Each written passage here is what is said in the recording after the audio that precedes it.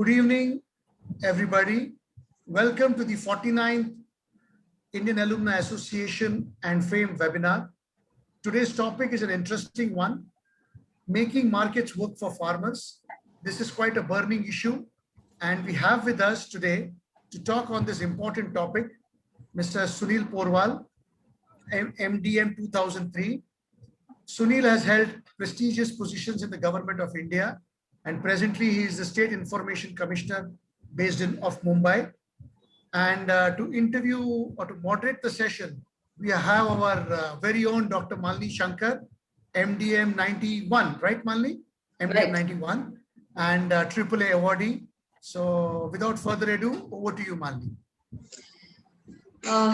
Thank you, Nikhil. So as Nikhil said, we have with us my own colleague from Maharashtra cadre, Sunil Porwal, who is a 1983 batch IAS officer. I think, when I asked him, I don't need to introduce him. He is presently the current, it's already there in the message. He is currently the Information Commissioner, State Information Commissioner in the state of Maharashtra. And prior to that, before superannuation, he was Additional Chief Secretary, Home Department, Government of Maharashtra. And his specialization is actually in agriculture marketing. He has been Joint Secretary Sugar in the Government of India. And in the state of Maharashtra, he's been in charge of the textile department.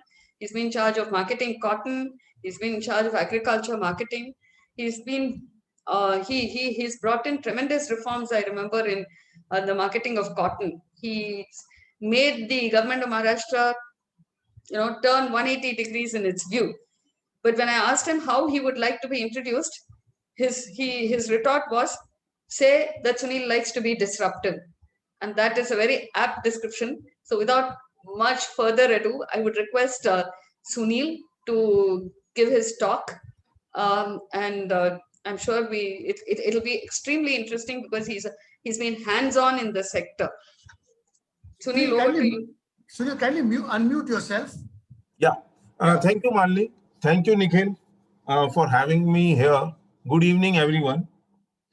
I'll start with 1999. And in 1999, I had been promoted to the super time, we call it super time scale, which is equivalent to the secretary to the state government.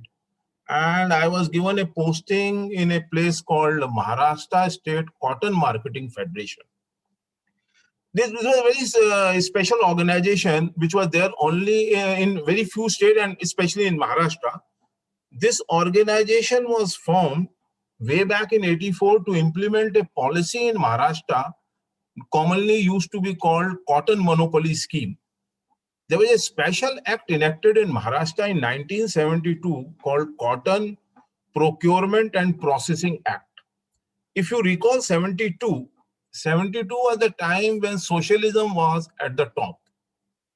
And you can recall the nationalization of banks, etc. At that time, there was thinking in Government of India.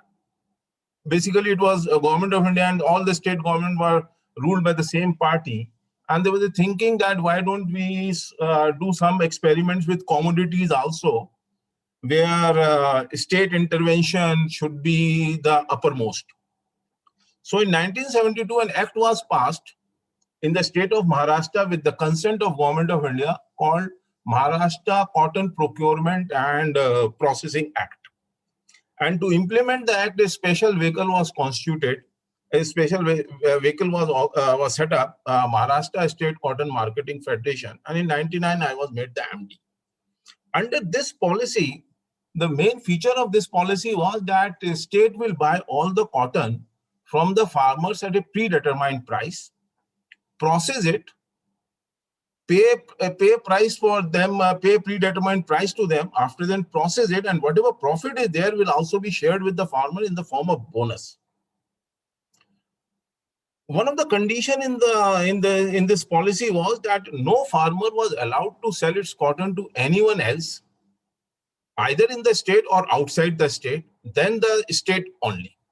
That was the condition, that they are not allowed under the act. By an act, they were not allowed to sell the cotton to anyone else than the state of Maharashtra, And for that purpose, that organization was set up. So in 99, somewhere in December, I was given the posting.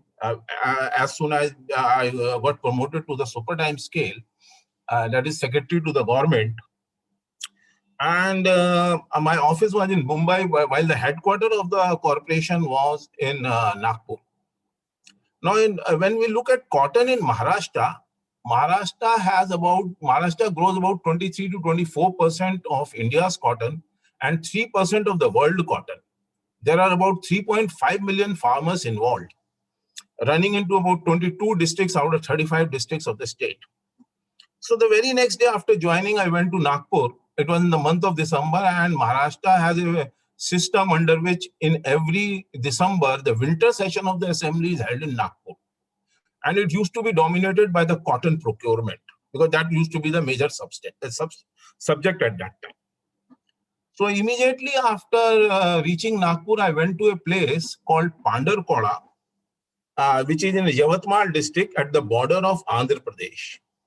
There was a huge collection center for cotton, and there were about 5,000 farmers were there with about 1,000 bullock carts and tempos lined up to give their cotton to the state under the law.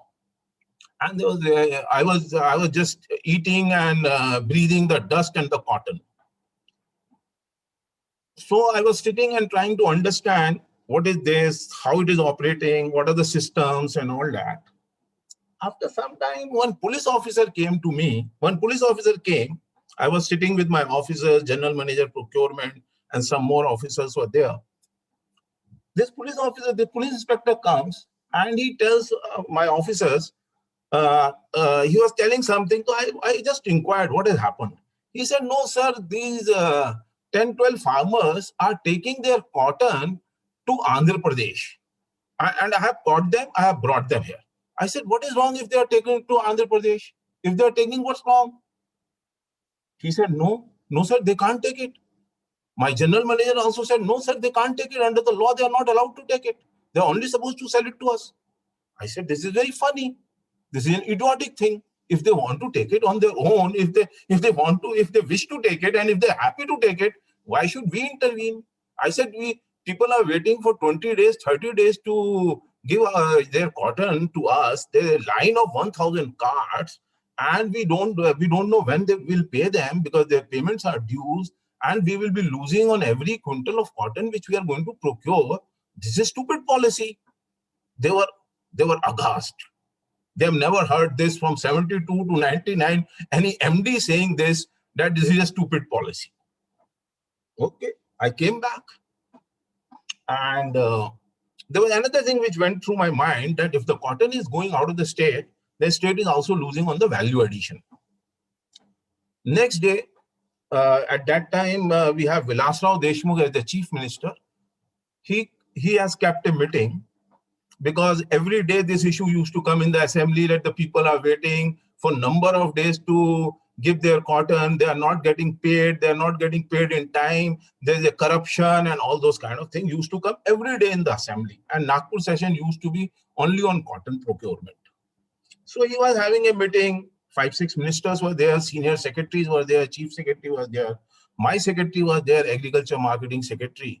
And they were discussing. My secretary briefed the meeting that this is the position, this much cotton has been procured, this is expected to be procured further, this is the payment position, this is the funding position and all that. Then somewhere in between, I raised my hand. I was sitting right at the back.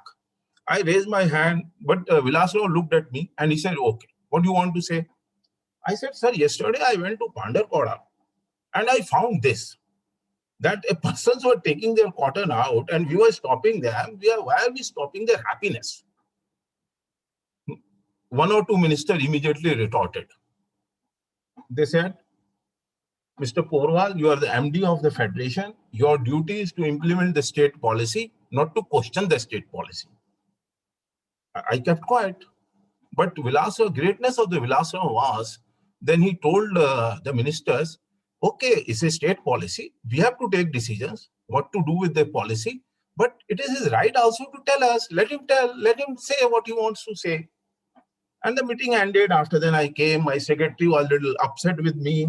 He said, what are you talking? Why are you talking like this? This is a very sensitive issue. Government's fall on this issue and you're talking like this. I came back to Bombay. I thought in the next couple of days, I'll get my order of transfer. But then after a few days, my general manager marketing, who used to sit in Mumbai, we had the marketing office while the head office was in Nagpur. He came in the morning to me and congratulated me. I said, why are you congratulating me? He showed me a local daily of Nagpur. He said, see what happened in assembly yesterday. I said, what happened? He said, CM has made an announcement. If any farmer is taking his cotton anywhere, we will not stop him. We will not stop their happiness. That was the day. After then, I was told how to get out of this whole policy. Please tell us. And then I was involved with that in next couple of years, and we got out of it. And it was 99 I joined. By 2002, I could do substantial amount of change. And then I came to Asian Institute of Management for my course. Then I came back in 2003. Then I joined one or two departments. I was secretary to Deputy Chief Minister at that time, who was the Home Minister at that time. And thereafter, in the January 2005, I was posted as Secretary Cooperation and Agriculture Marketing in the state government. Secretary Cooperation, I was one of the youngest secretaries in the state secretariat, and Secretary Cooperation and Marketing used to be considered as a very sensitive post because cooperative is very sensitive in Maharashtra. I was dealing with 5-6 subjects. One was sugar, second was agriculture lending, third was agriculture marketing, and then housing societies, etc. And agriculture marketing had 2 subjects. One is the cotton procurement, and second was agriculture produce marketing committees. So cotton procurement system was already under change, reform, and I saw to it that whatever was left was done. And it was all finished in next 1 year. But at that time, it was 2005, and in 2005, if you people recall, it was the Congress government in Delhi as well as the Congress government in Maharashtra. One of the subjects before us was amendment in the APMC Act. There was pressure from Government of India, not the pressure was in the sense there was a carrot, in the sense like they said, if you amend the act, then you will be incentivized. So naturally, state was very interested in amending it. In 2002, there was a committee constituted by Government of India to draft a model act for APMC. Actually, APMC acts are the state acts. There is no central act in that because it's a state subject. So every state has act, and these acts were enacted somewhere in 1967. But most of the acts are similar because they were all drafted similarly. So this model act has come to us, and this model act was proposing 4 things primarily. One was that we should have a system of direct marketing. Then we should have a system of private mandis. Then we should have a system of contract farming. And we should have a system of farmer consumer markets. So I went through the whole report. It was quite confusing to me. I said, who is going to give? Are they going to start on their own? Will they need any permission? Will there be a licensing mechanism, or what will happen? So then I saw that there will be a licensing mechanism. I said, who will be giving the license? It was the same APMCs which were constituted under the original act were empowered to give the licenses also. I said, how can a competitor can give license to its own competitor? Just to digress a little bit about the APMC Act, the APMCs were constituted in 1967, and the whole objective of APMC was twofold objective. One objective was to provide a platform where buyers and sellers will meet so that there is a price discovery. And second was payment is assured. Once a transaction takes place, farmer is assured of its payment. No one can cheat him.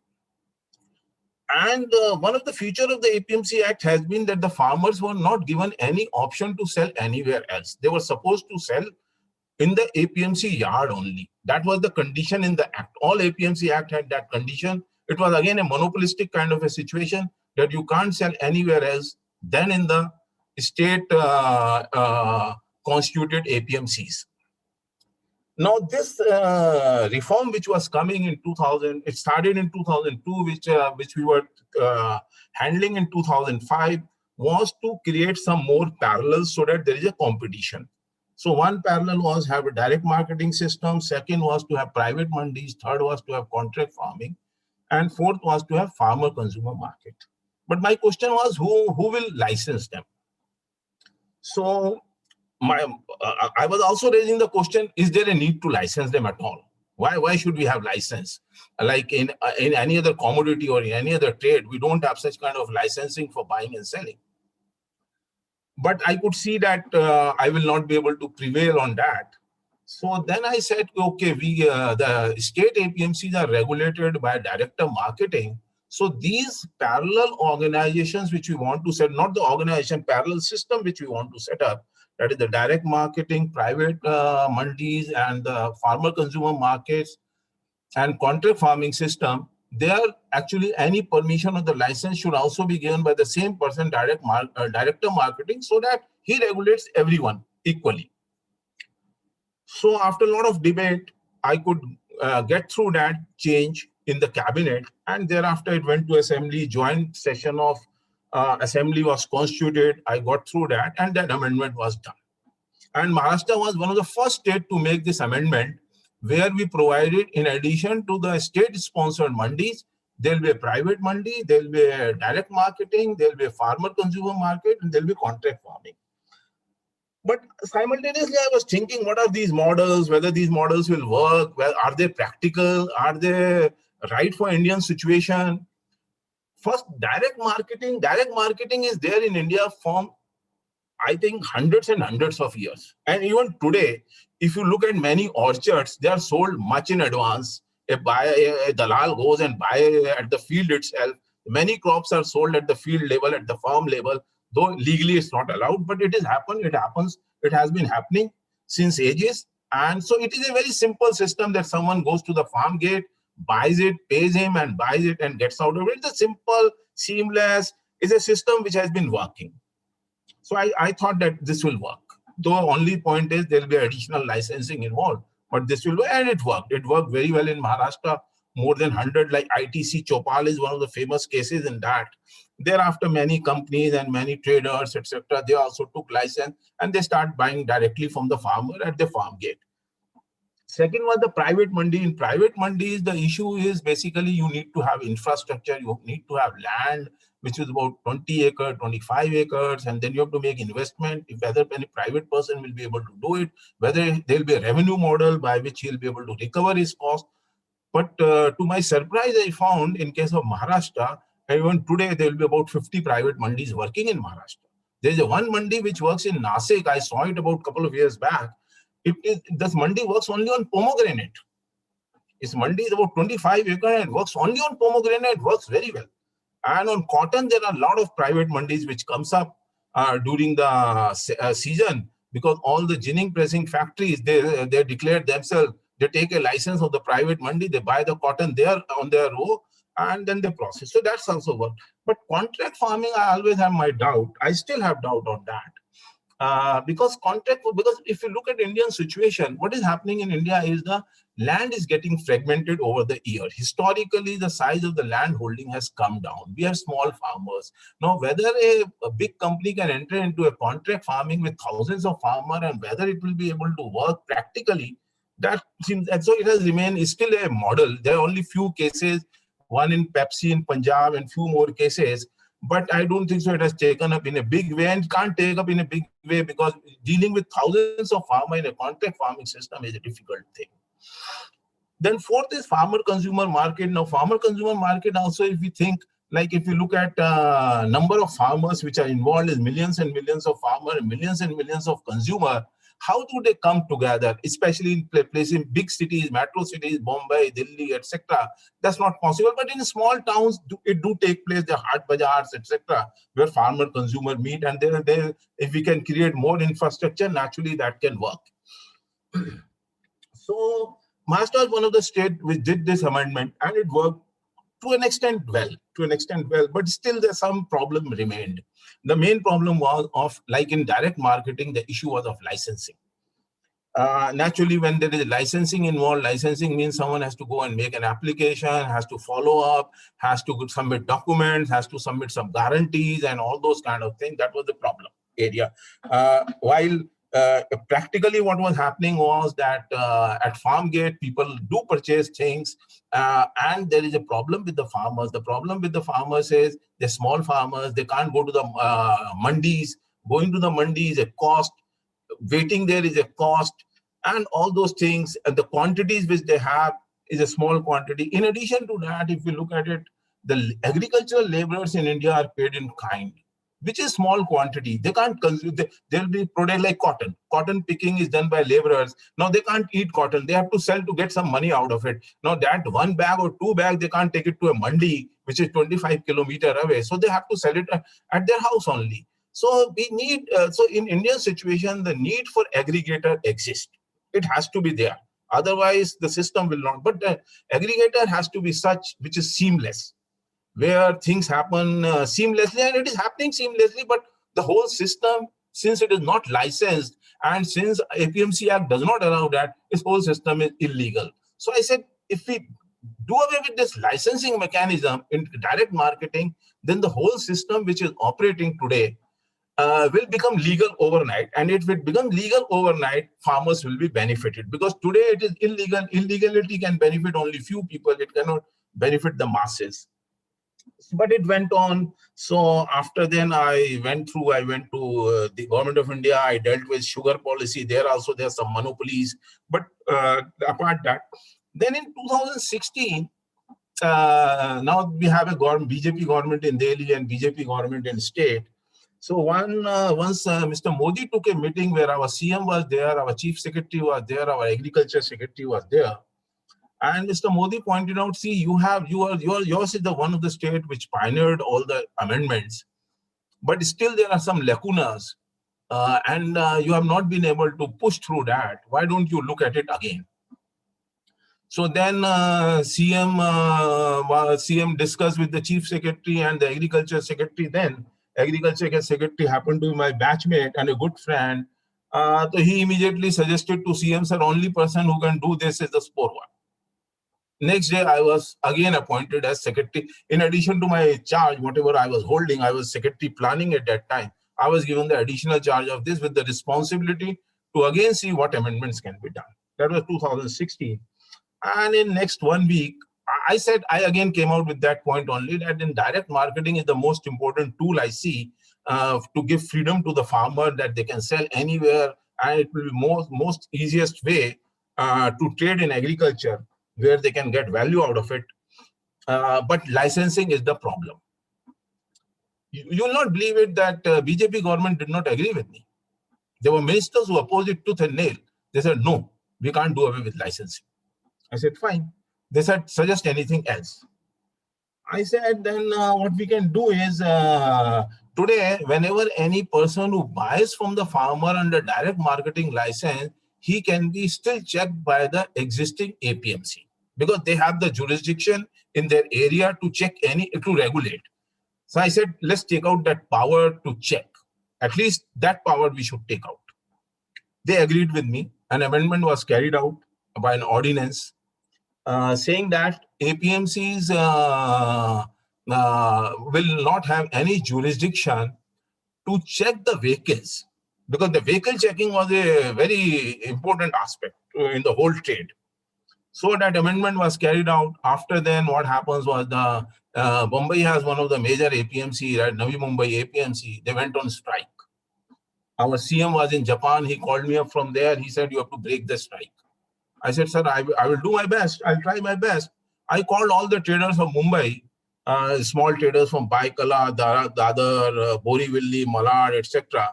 I told them, let's now see the act is amended. They cannot check you. You go to the farmhead, buy the produce and bring it into Bombay directly. They said, no, sir, police will trouble us, this, that. I said, no one will trouble you, don't worry. So first day, they brought some 100 trucks at 5 o'clock in the morning. Next day, they brought at 2 o'clock in the morning, 400 trucks. The APMC strike was broken. So, but this point of licensing still remained. And I think that is what has been done in the recent amendment in the central government, where they have done away with the licensing. They have said with a PAN card, one can go and buy. So I think I feel because that is a system which will operate in India, because that has been operating in years and years, and from ages that system is going on.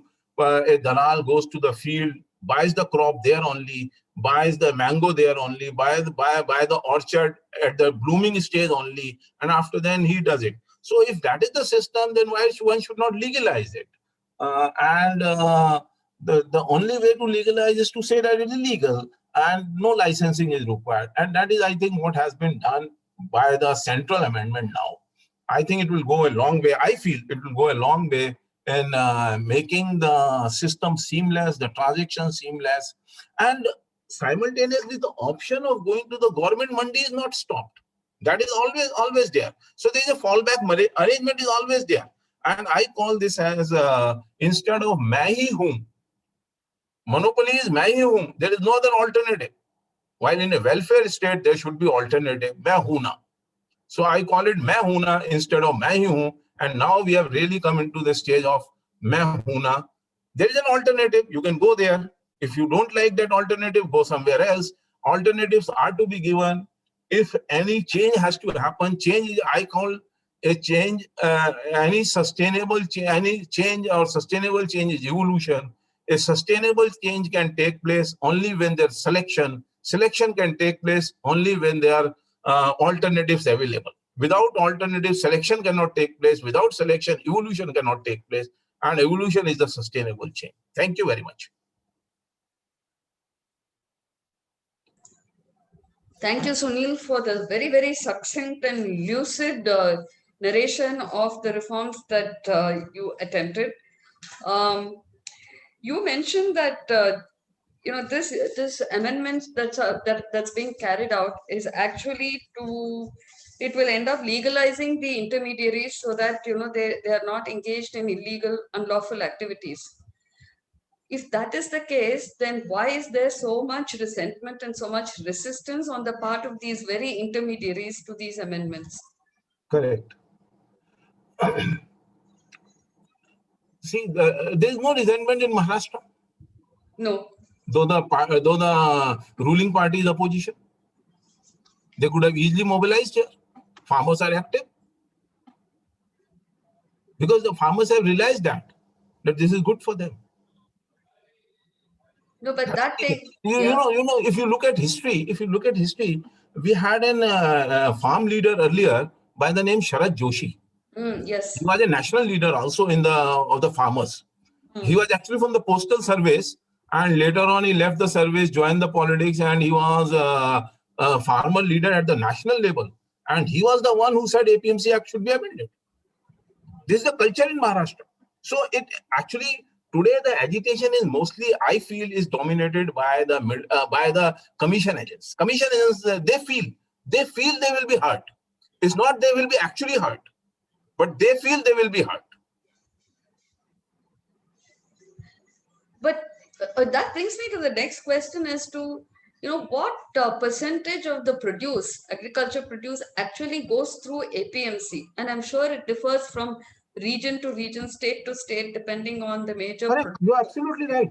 That's what exactly I'm saying. The trade a large amount of trade takes place outside the mandi. And if it takes place outside the mandi, then why should we have a law which says you go only through the mandi?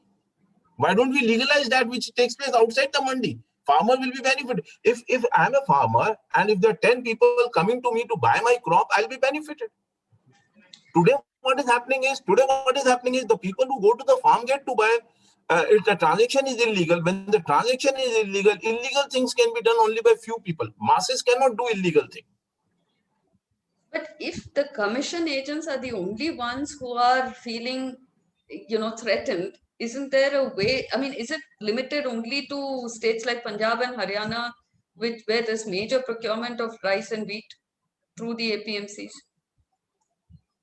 I think there is a lot of misguidance also, but I think it is mostly the commission agents.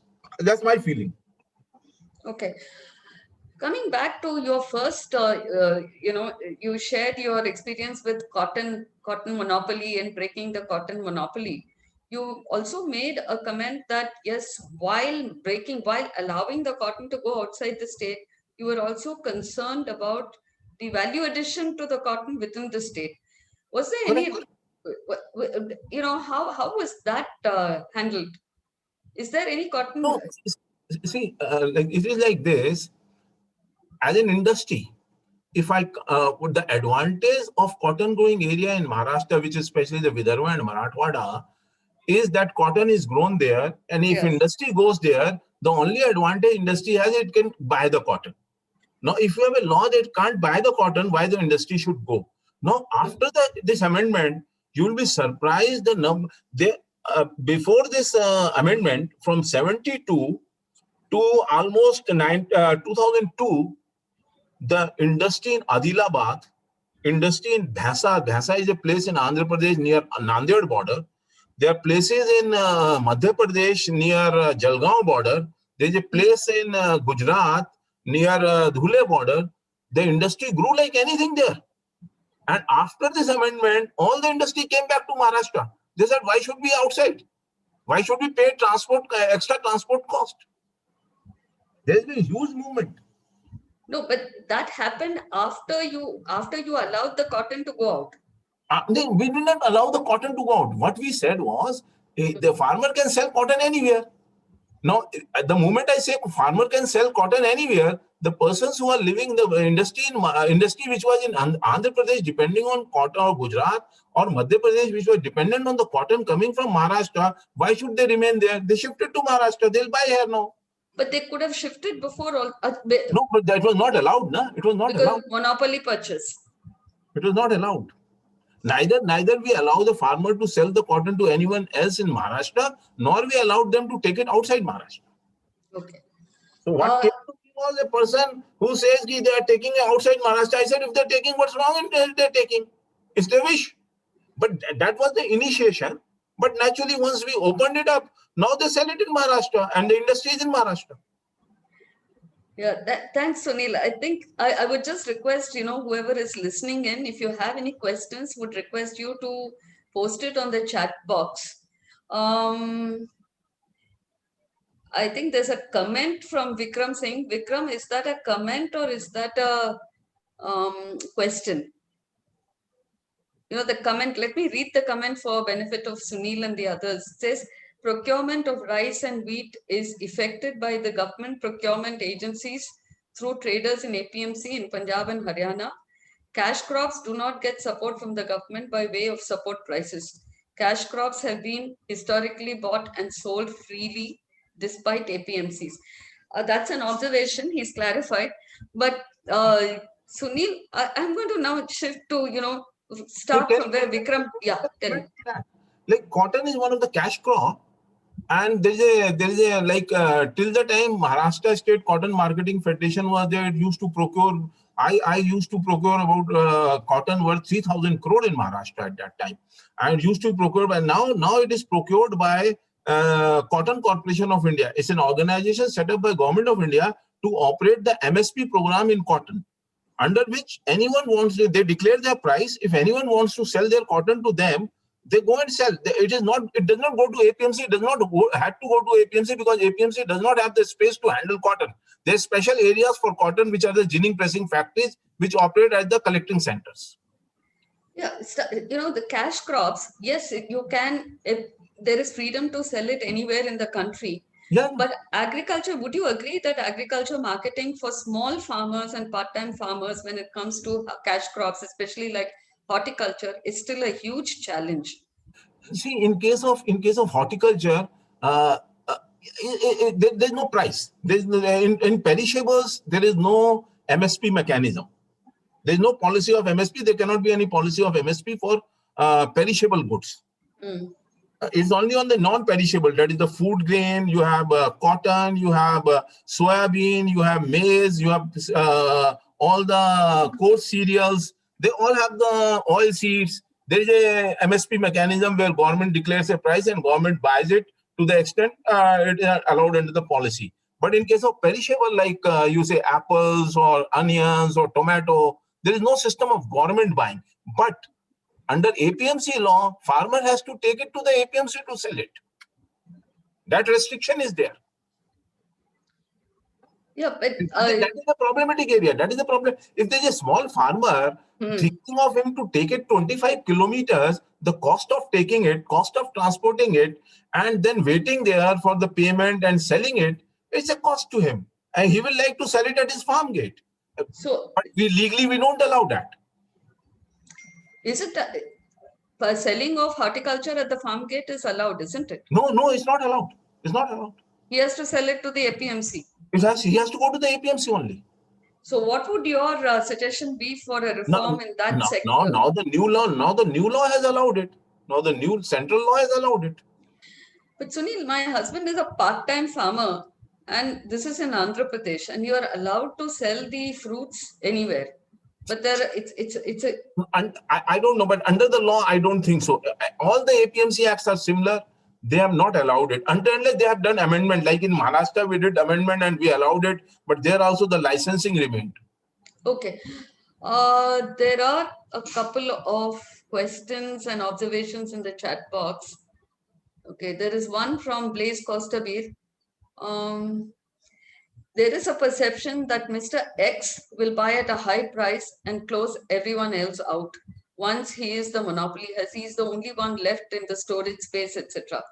He then buys at ridiculously low prices and the farmer is stuck, as no one else is there to buy close to his farm and he cannot transport to another region.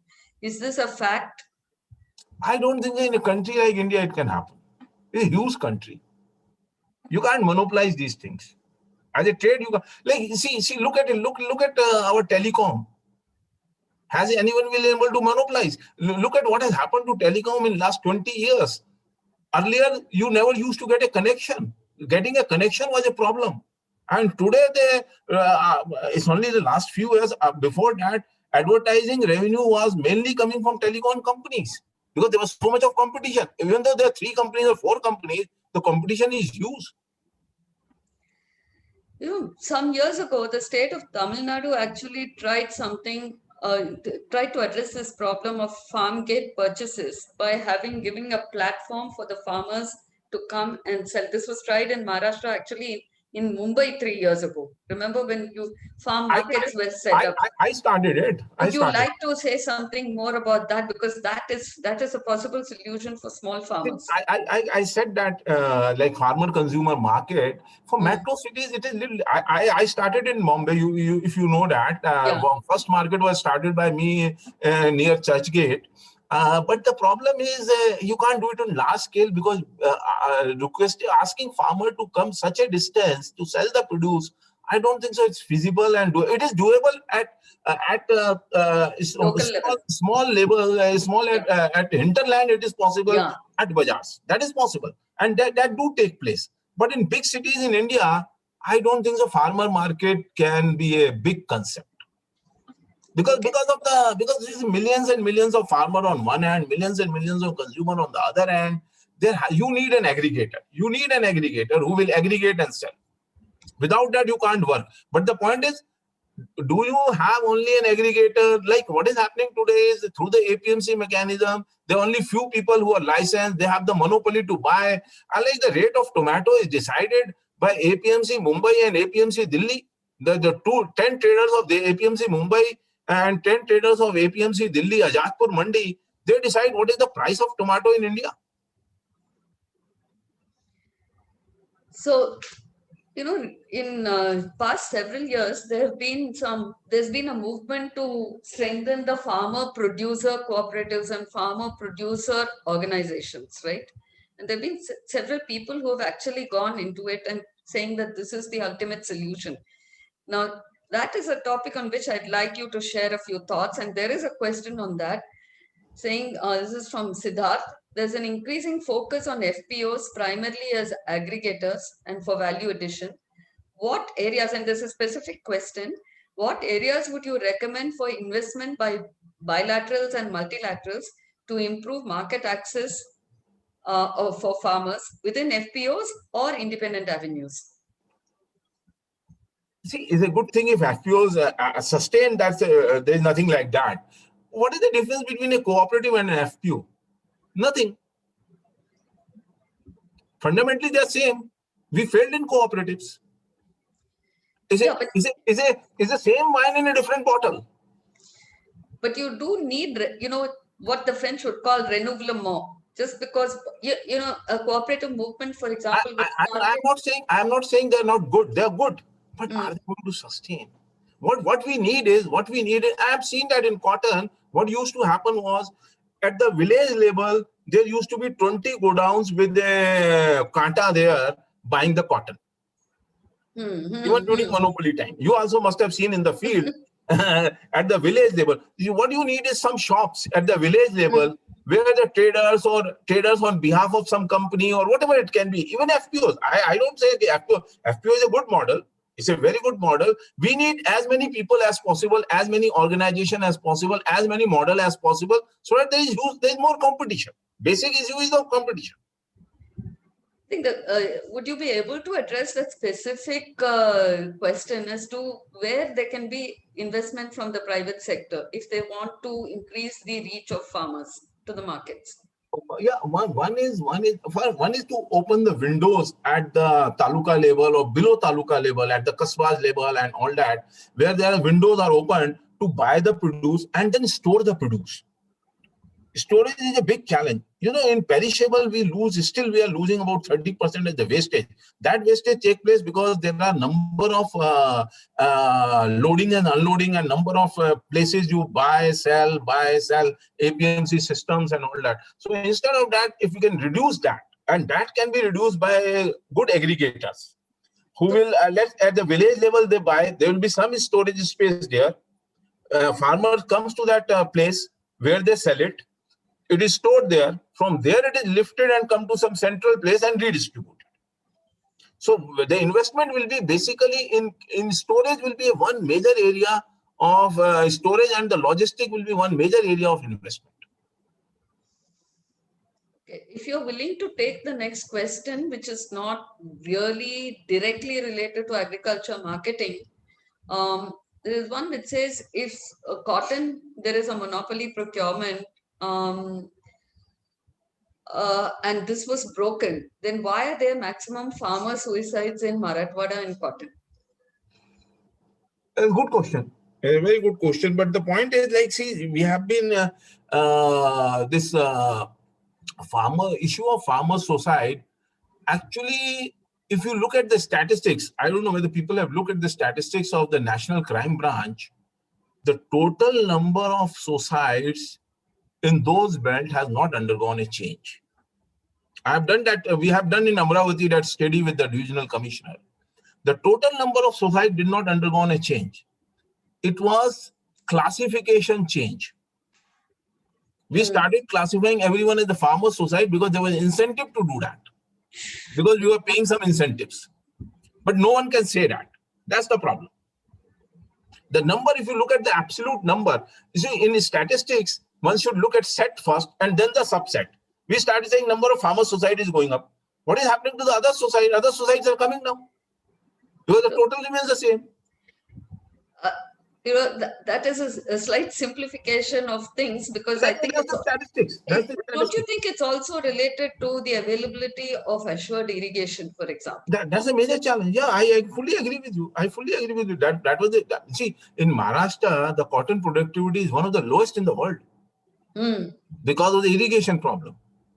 It's the lowest in the world. So it remains that. That leads us to a larger policy question as to whether the country or the state has succeeded in ensuring that the crop that is. Coming back to this question of suicide again, Yeah. relating to cotton monopoly.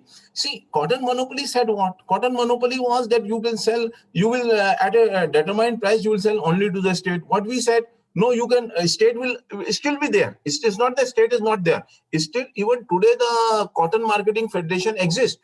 And still, even today, the state government declare their prices. They can buy it. But farmer has to come there. No, what only thing is, what we have done is we have given the choices to the farmer. It's not that the cotton procurement is finished. It's only the choices has been given to the farmer that if you want to sell it to the state, please sell it to the state. If you don't want to sell it to the state, you have an option. Also, just to add some more information to that question is, it's a function of enterprise also. The level of enterprise that exists in some parts of the state and some parts of the country are very different from some other parts. If cotton is grown in Vidarbha, for example, the enterprises should have actually logically come up there. But the enterprises, the spinning mills, the value additions came in Western Maharashtra, creating disparity. So see, if the advantage of that area was availability of cotton, and if one is not allowed to buy the cotton there, then why should one go there? Then I will take the advantage of other places by setting up my industry. See, in any case, if I can't buy the cotton, then what is the setting up there? Sunil, the cotton could be procured anywhere in Maharashtra. So it was procured in Vidarbha, but the value additions were done in other parts of the state. Yeah, what I'm saying is, if I set a spinning mill in Vidarbha, what I will see, what are the advantages of setting up a spinning mill of Vidarbha or a spinning mill in Western Maharashtra? In Western Maharashtra, if I set up the spinning mill, I have these advantages. And if I set up in Vidarbha, these are the advantages. And one of the major advantages of Vidarbha was that I can buy the cotton. But if I'm not allowed to buy the cotton, the major advantage is gone. Then why should I set up there? I'll set up here only. Okay, there's another question is, would you recommend government mandated support prices for horticulture, considering that this is a perishable good and the farmers are struggling to find a market for it? I don't think so. It is possible. Government will not be able to handle it. Government will not be able to handle it. It's never, because look at onion. We have done procurement of onion once in 2000 when government and the kind of problems government faced, because government system is not attuned to handle such kind of things. Perishable is impossible. It's impossible.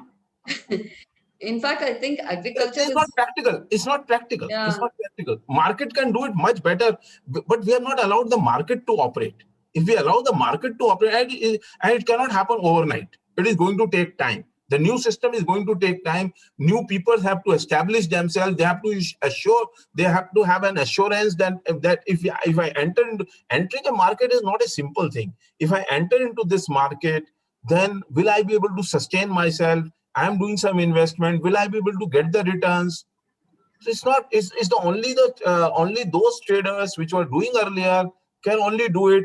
And if we allow those people who were earlier doing it, that you can do it without any license, they are the people who can do it. See, it's going to take time. It cannot happen overnight. But we have to allow the market to operate. We have not allowed the market to operate. So let's assume that the market is allowed to operate, and this takes time to build up and to steer it away from the present dynamics. What do you see would be the changes, let's say 10 years from now? I see that one thing I see, two, three things I foresee. One is that the wastage will come down.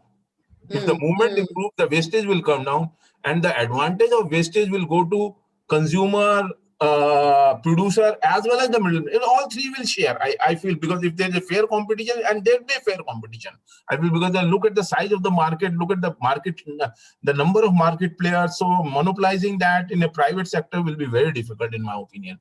So one is I see is that the wastage will come down, and the wastage will help all the three people. One is the producer, one is the consumer, and third is the aggregator, or whoever is in between. So, and today what happens, you look at onions, you look at tomato, you look at anything. If the farm gate is 2 rupees, in Mumbai you get at 20 rupees only. So you imagine this, at farm gate it is 2 rupees, in Mumbai it is 20 rupees or 15 rupees, and it's not one day. It's not one day. It has been happening from ages and ages and ages. If at farm gate it becomes 4 rupees, in Mumbai it becomes 25 rupees. Mm. So this margin, and this margin is for how many days? You buy it today, you sell it in 3 days. And this is not one day phenomena. This has been happening from centuries. This has been happening continuously. You see the cost of agriculture produce actually to the consumer going up tremendously in the process. No, I don't think the cost going. I see it's coming down. You see it coming down. Yeah, I see it's coming down. See, look at telecom. Our bills have come down. But that's the bills came down primarily because of a major disruptor, not tremendous competition. This is a much bigger disruption. Yeah. This market, allowing the market to operate in agriculture marketing is a very big disruption. It's a very But in the short run, there is a fear among the smaller farmers that they will get exploited by the private sector, and they will. That is the fear by which, because of which, I was not allowed to do delicensing even in 2016. Mm. But see, when we are giving an alternative, when we are saying, if the mandi is there, if you want to go to the mandi, if you want that protection, please go to the mandi. If you don't want to take that protection, if you want, then this is the system. So how would anybody be able to tackle this potential or to regulate this potential exploitation? I think that there's some provisions in the act has been made that you can go and file complaints, etc. There's some judicial some system has been built in the act, but I don't think so that will there'll be, see, out of thousands of transactions, there can be 1 or 2 transactions where there can be a problem. But in majority of the transaction, because a trader, if he has to sustain himself in the market, then he cannot do like this, that he'll keep on cheating a farmer. I don't think so. Very optimistic. It's good to be optimistic. Yeah. There is one question again, which is not directly with marketing, but says that it's about groundwater. This a major worry seems to be the amount of groundwater we are pumping out for agriculture and for industry. Is there any policy to put the water back in the ground? And that is another related to this is what I wanted to make an observation is that has the government really, is it looking at or has it succeeded in matching the groundwater, availability to the crop, matching crop to the water? I think you are the best person to answer. I think we'll need another session for it. Quite a bit. Quite a bit, yeah. I think we'll have another closed door session with Sumit Salvi another time because we are nearing the end of the time. Is Vikas still there? No, Vikas Rastogi is here. He is the principal secretary for you're still, Vikas, can you unmute yourself? Vikas, okay. Yeah, Vikas is in World Bank project these days. Yeah, he is in the agriculture department in government of Maharashtra, and he is overlooking a major project. Vikas, would you like to say a few words about that? Yeah, good evening, sir, and good evening, ma'am. It was wonderful, I think, to hear from Porva, sir. It's always a pleasure. The kind of clarity he has on these issues is amazing. I see, as far as FPUs are concerned, you said about, you gave your views, but I think there is also a scope for providing services, agriculture services through FPUs. We are yet into the issues of providing hardware like godowns, processing centers, etc. But there's a huge opportunity to provide the kind of services which will be required by small traders, the farmers, and other FPOs. So we'll probably have to think into that as well. And custom hiring center is something which will provide a lot of efficiency in agriculture mechanization, because there has been a tendency for every farmer to have his own machinery, which remains idle for most of the part of the year. But I think on a hiring basis, it's much more efficient and also provides incentive for farmer collectives to come together. Do away with it. If you keep giving subsidy for individual farmer to buy the machines, they'll buy it. That's right. That's right. Thank you. Yeah. Actually, So the whole cooperative movement was to have backward and the forward linkages. Was to supply the seed, was to supply the fertilizer, was to supply these and buy the produce and sell it in the market. The whole cooperative movement was about that 100 years back. True, true. Only difference between cooperative and FPO is cooperative is registered, FPO is not registered. That's all. One day will come very soon when you will be forced to register them. okay. Vikas, do you have anything else to add about Vikas is your doing great work. Vikas is doing great work. initiatives? Why don't you very briefly, in a minute or two, give us the project that you're undertaking?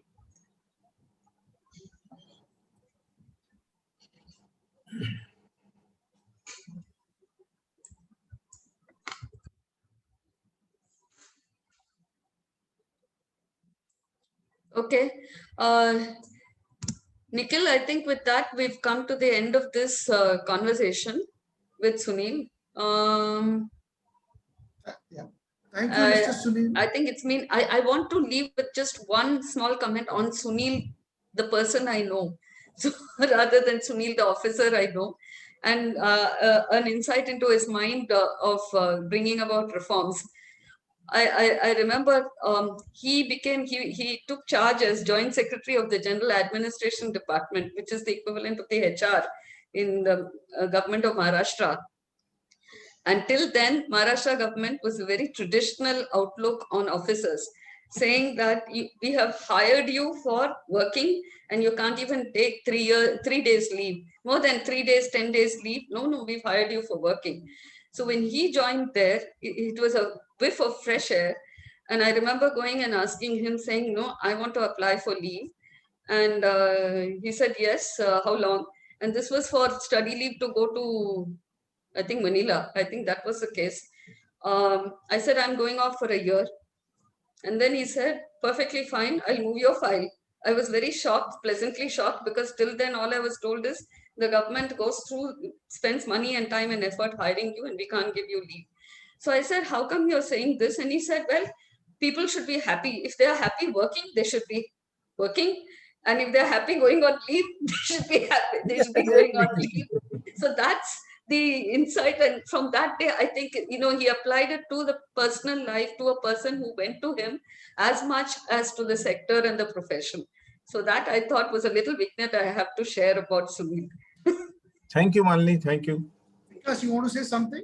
Yeah, I just wanted to mention that in our project, which is Project on Climate Resilient Agriculture, which is Government of Maharashtra and the World Bank initiative, the approach is basically to have a kind of saturation, because the problem in agriculture sector is there is a set of farmers who are slightly well-to-do, and they are more likely to get the benefit of any other scheme that is coming up. But if you want to benefit the larger part of the farm in the village, then everybody should be allowed to come. And that's the approach we took, that there is no target. Anybody who wants to make an investment in his farm to make himself climate resilient is welcome. And the approval is also at the village level itself. There is no lottery, and there is no approval by the officers. That has shown some very good result. We are already in 3rd year of the implementation.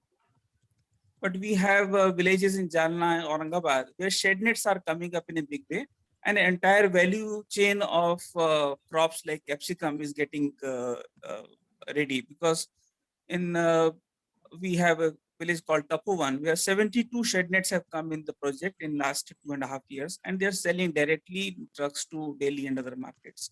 So I think it's important to make investment in agriculture, which is much more conducive. The farmers don't have cash to make that kind of investment. So I think they need to get supported. But once they have that support, they can take care of themselves. The people are going into diversification. People are trying to conserve water. Water issue was raised. So I think a fundamental shift in the approach was tried, and which is showing good results. Thank you, Mr. Nikhil, if I can just spend 2 minutes on that water question.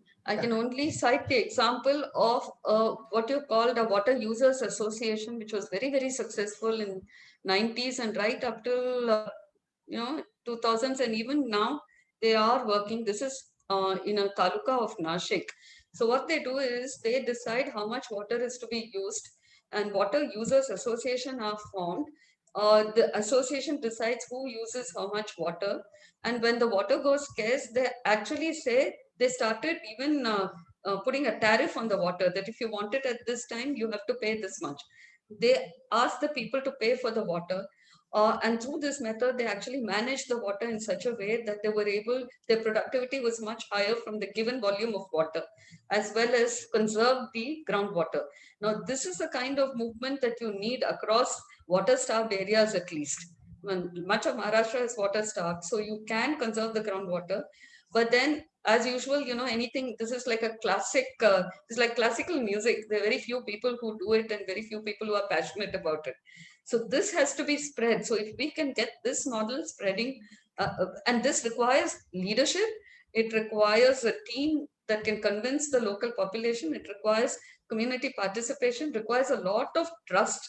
Now, if we see in modern world, that's the one which is missing. Trust is gone.